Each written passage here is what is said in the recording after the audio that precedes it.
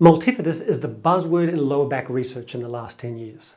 The multifidus muscle is actually the deepest muscle in the lower back, and it's super important to stabilize the spinal joint movement. It stabilizes and smooths out all the movements in the lower back. And research has shown that dysfunction of this muscle is strongly associated with low back pain. There's been over 200 studies on this muscle because scientists have recently discovered that the multifidus muscle can actually deactivate or switch off after a bout of lumbar pain and stay inactive, causing chronic lumbar problems.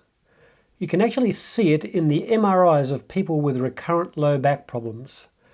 The muscle can atrophy and turn into fat in people because of disuse.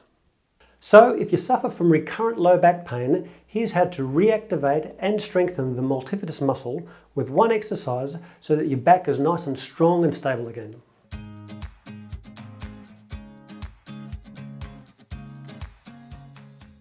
If you've got a painful, inflamed back at the moment, start off with the gentle version. Begin in the tabletop position with your stomach drawn in slightly and your neck straight. If you simply raise one knee slightly, about 1 centimetre, the deep stabilizing muscles of the spine need to fire to hold you there. The key is to keep your pelvis in the same position as you lift your leg. Try not to move your weight to one side to compensate. Research actually shows that it's holding this position that's the key to strengthening the multifidus. So hold the leg up for 5 seconds and repeat 10 times each side. Do 1 set of 10 each side the first day and work your way up to doing 3 sets of 10 over a few weeks. If your back isn't too inflamed, draw your stomach in again and then try extending your leg to work the multifidus harder. Take your leg to about the same height as your pelvis but not higher. Again, make sure you don't shift your body weight to the supporting leg.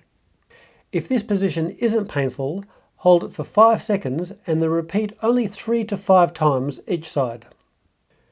You can even do a full bird dog with your arm out, thumb up, stretching right out with your hand and the opposite foot to make these stabilizing muscles work even harder.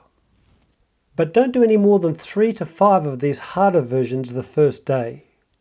You see, some people have a very weak multifidus or weak glutes and can be sore if they do too much.